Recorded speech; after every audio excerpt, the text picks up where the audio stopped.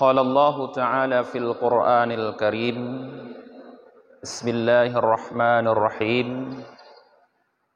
Qul ya ibadiyalladzina asrafu ala anfusihim la taqnatu min rahmatillah. Innallaha yaghfirudz dzunuba jami'a. Innahu huwal ghafurur rahim. Shadaqallahul azim. Puji dan syukur senantiasa selalu kita limpahkan kehadirat Allah Subhanahu wa taala, dibarengi dengan salah dan salam kepada kekasihnya, penghulu semesta alam, baginda Nabi Muhammad sallallahu alaihi wasallam, dan kepada keluarga dan sahabat beliau. Pengurus masjid yang kami muliakan, guru-guru kami, para alim ulama, dan seluruh tamu Allah sidang jamaah subuh yang dirahmati oleh Allah Subhanahu wa taala. Pada pagi yang berbahagia ini, dalam waktu yang singkat, marilah para jamaah kita mencari sebuah jawaban atas pertanyaan, adakah dosa yang tidak diampuni oleh Allah Subhanahu wa taala? Sebahagian kita mungkin tergambar dalam pikiran kita para jamaah bahwa ada dosa yang tidak diampuni oleh Allah. Semua kita pernah melakukan dosa. Baik itu dosa kecil ataupun dosa besar, baik itu disengaja ataupun tidak disengaja. Oleh karena itu, atas setiap dosa yang kita lakukan para jamaah, Allah hanya meminta kepada kita untuk bertaubat. Tubu ilallah taubatan nasuha. Bertaubatlah kalian kepada Allah dengan taubat nasuha. Momentum bulan suci Ramadan para jamaah adalah merupakan satu waktu yang tepat yang bisa digunakan oleh seluruh umat muslim untuk bertaubat kepada Allah atas setiap dosa-dosa yang telah kita lakukan di dalam kehidupan kita selama ini para jemaah. Karena taubat merupakan satu mutiara yang ada di dalam sungai Ramadan yang sedang mengalir, yang dimana kita sedang menyeberanginya. Apabila kita melewati sungai Ramadan ini tanpa mengambil mutiara tersebut, maka nanti di saat sungai itu telah kita lewati, kita akan mengalami penyesalan para jemaah. Rasulullah sallallahu alaihi wasallam mengatakan, "Lau ta'lamu ummati ma fi Ramadan, la tamannau an takuna sanah kulluha Ramadan." Seandainya umatku tahu apa yang terdapat, yang terkandung, rahasia apa yang ada di dalam bulan Ramadan, sungguh mereka menginginkan agar sepanjang tahun itu semuanya Ramadan, kata Rasulullah. Kenapa? Li'annal hasanata fiha mujtami'ah. Karena ada mutiara yang sangat besar rupanya di dalam Ramadan. Apa? Hasanah, kebaikan-kebaikan semua terkumpul di dalam bulan suci Ramadan. Wadda'awata mustajabah.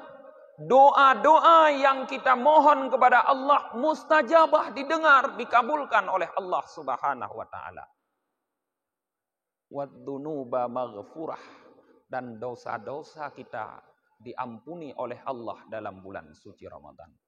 Wal jannata mustaqatul lahum, sedangkan surga rindu kepada umat Muhammad di dalam bulan suci Ramadan. Maka marilah para jamaah, kami mengajak diri kami sendiri dan kepada kita semua untuk menggunakan momentum ini untuk bertaubat kepada Allah Subhanahu wa taala. Jangan pernah kita berpikir bahwa selama ini kita tidak pernah melakukan dosa. Karena Rasulullah sendiri yang dijamin oleh Allah Subhanahu wa taala tidak berdosa. yang diampuni oleh Allah, ma qaddamat wa ma ta'akhkhara min dzambik. Apa yang sudah terdahulu, apa yang tertakhir daripada kesalahan-kesalahannya, tetap bertaubat kepada Allah Subhanahu wa taala, sehingga Rasulullah mengatakan, wa inni la atubu ilallahi fi kulli yaum aksara min sab'ina marrah. Wahai kaum muslimin, Rasulullah bertaubat kepada Allah setiap hari lebih banyak daripada 70 kali. Kemudian para jamaah, untuk menjawab pertanyaan tadi, marilah kita dengar sebuah kisah tentang masuknya Islam pembunuh paman Nabi Muhammad, yaitu pembunuhnya Hamzah bin Abdul Muttalib di perang Uhud, yaitu Wahsy. Mungkin kalau kita membaca sejarah Islam, kita mengenal nama Wahsy sebagai orang yang sangat kejam, budak milik Abi Sufyan yang diperintahkan oleh Hindun, istri Abi Sufyan, untuk membunuh Hamzah karena Hamzah telah membunuh ayah, paman, dan adik daripada Hindun menurut Hindun. Maka di dalam perang Uhud para jamaah, Wahsy, seorang budak hitam itu, mengintai paman Rasulullah yang bertindak sebagai panglima perang di saat itu, yaitu Hamzah. Kemudian di saat yang tepat, Wahsy melemparkan tombaknya sehingga mengenai dada daripada Hamzah bin Abdul Muttalib. Robohlah Hamzah bin Abdul Muttalib, orang yang sangat disayangi oleh Rasulullah. Singa Islam, orang yang paling berani dalam membela Islam, sehingga Rasulullah mengalami kesedihan yang sangat pada waktu itu.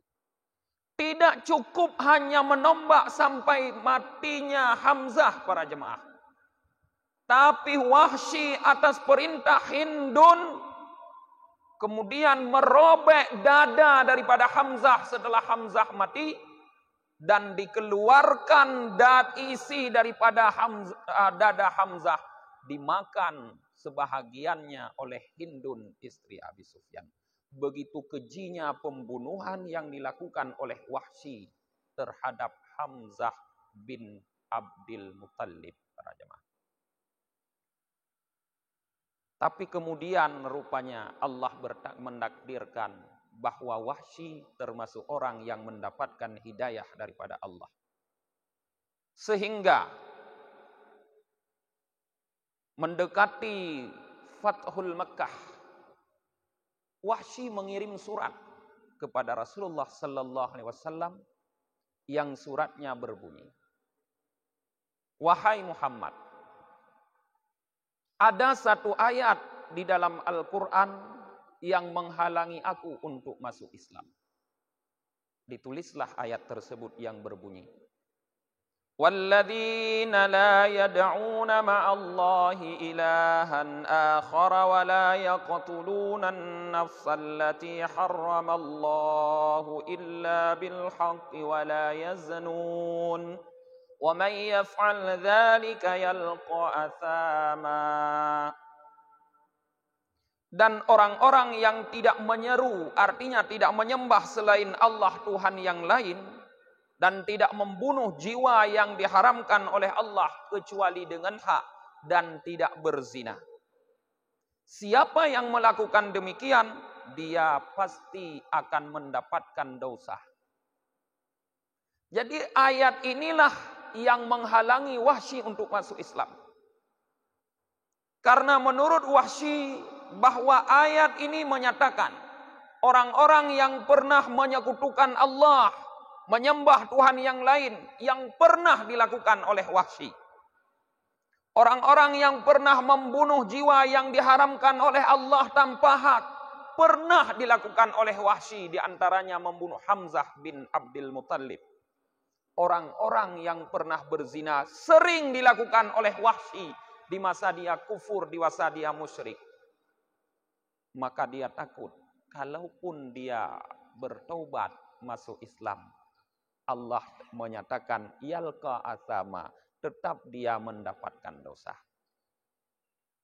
Setelah Rasulullah membaca surat Wahsy tersebut para jemaah, beberapa saat Allah turunkan kepada Rasulullah ayat yang lain, di mana Allah mengatakan, illa man taba wa amana wa amila amalan salihan faulaika yubaddilullahu sayyiatihim hasanat.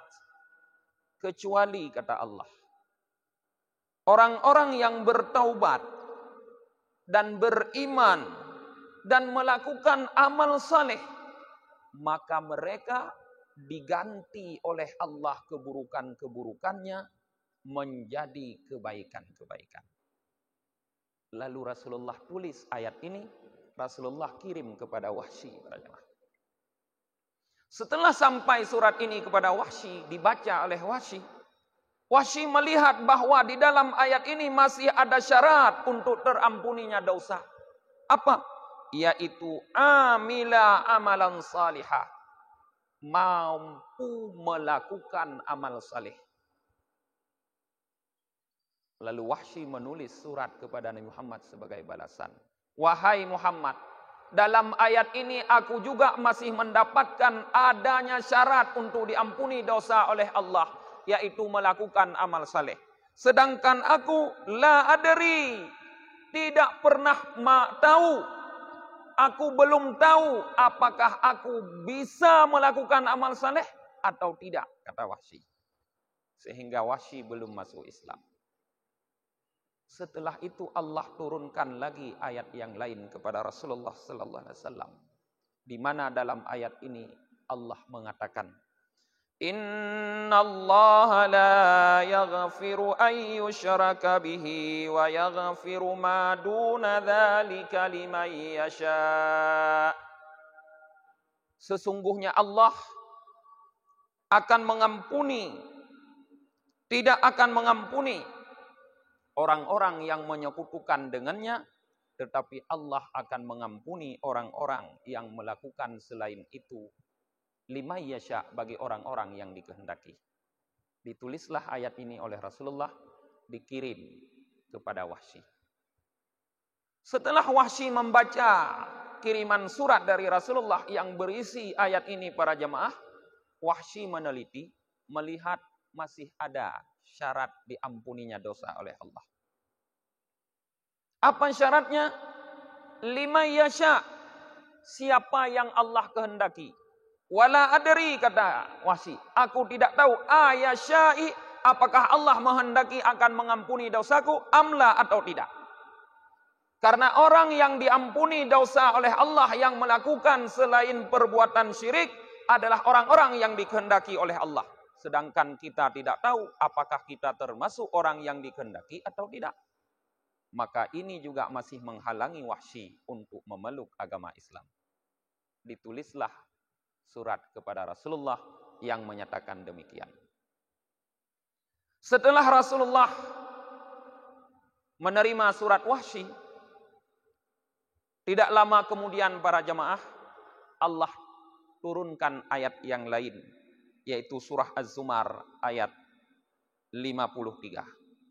Di mana Allah mengatakan, qul ya ibadiyalladzina asrafu ala anfusihim la taqnatu min rahmatillah innallaha yaghfirudz dzunuba jami'a innahu huwal ghafurur rahim.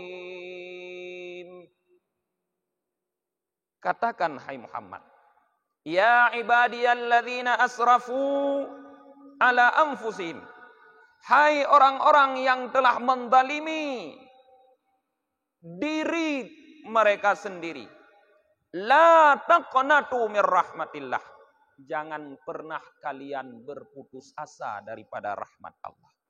Artinya, jangan pernah kalian ragu bahwa Allah akan mengampuni seluruh dosa. Innallaha yaghfirud dzunuba jami'a. Kenapa? Karena Allah zat yang mengampuni seluruh dosa. Innahu huwal ghafurur rahim. Karena Allah bersifat dengan Al-Ghafur, Maha Pengampun, Ar-Rahim, Maha Penyayang. Tidak mungkin orang zat yang bersifat dengan sifat Ghafur tidak mengampuni dosa. Kalau ada satu dosa yang tidak diampuni oleh Allah, maka Allah tidak patut dikatakan dengan Al-Ghafur. Maka Allah sendiri mengatakan, Innallaha yaghfirud dzunuba jami'a. Allah mengampuni seluruh dosa. Lalu Rasulullah kirim ayat ini para jamaah kepada Wahsy. Dibaca oleh Wahsy. Setelah Wahsy meneliti, tidak ditemukan lagi syarat untuk diampuninya dosa oleh Allah. Maka datanglah Wahsy ke Madinah, menghadap Rasulullah, menyatakan memeluk Islam, bersyahadah asyhadu alla ilaha illallah wa anna Muhammadar Rasulullah. Masuklah Islam Wahsy yang semula adalah musuh terbesar di dalam Islam, dalam perjalanan Islam. Dari sejarah ini para jamaah dapat kita ketahui dan kita pahami bahwa dosa yang begitu besar yang dilakukan oleh Wahsy diterima taubatnya oleh Allah tanpa syarat apa-apa. Bagaimana dengan kita yang mungkin belum pernah melakukan dosa sebesar itu? Masihkah kita ragu bertaubat kepada Allah? Masihkah kita berpikir bahwa Allah tidak akan mengampuni dosa saya karena dosa saya terlalu besar? Besar mana dosa Anda dengan Allah Subhanahu wa taala? Artinya dengan rahmat Allah Subhanahu wa taala. Kalau Anda berpikir bahwa dosa Anda lebih besar daripada rahmat Allah, sungguh Anda telah ragukan sifat Allah Subhanahu wa taala, sifat Ghaffar, sifat rahimnya Allah Subhanahu wa taala. Tidak ada dosa rupanya para jemaah yang tidak diampuni oleh Allah Subhanahu wa taala. Tapi bagaimana kita? Apakah kita masih mengharap ampunan dari Allah atau tidak? Kalau kita masih mengharap ampunan dari Allah, Allah siap mengampuni kita. Tapi kalau kita sudah berputus asa daripada rahmat Allah tersebut, dari ampunan Allah, maka Allah tidak akan mengampuni dosa kita. Kembali lagi para jemaah, kami berwasiat kepada kita semua. Jadikan momentum bulan Ramadan ini sebagai tempat, waktu untuk bertaubat kepada Allah Subhanahu wa taala. Untuk memohon ampun terhadap segala dosa kesalahan yang kita lakukan. Bayar seluruh hak-hak Allah Subhanahu wa taala yang mungkin belum kita tunaikan. Sehingga kemudian Allah menerima kita sebagai tawwabar rahimah, tawwaban, orang yang bertaubat. Kalau kita sudah bertaubat, mensucikan diri kita daripada dosa-dosa yang pernah kita lakukan, maka jadilah kita para jemaah hamba yang dicintai oleh Allah Subhanahu. Innallaha yuhibbut tawwabin wa yuhibbul mutatahhirin. Karena Allah mengatakan beliau mencintai orang-orang yang bertobat dan mencintai orang-orang yang mensucikan diri. Sampai di sini kiranya tausiah singkat pada subuh yang berbahagia ini para jemaah. Mudah-mudahan bermanfaat bagi kita. Hadanallah wa yakum ajmain. Assalamualaikum warahmatullahi wabarakatuh.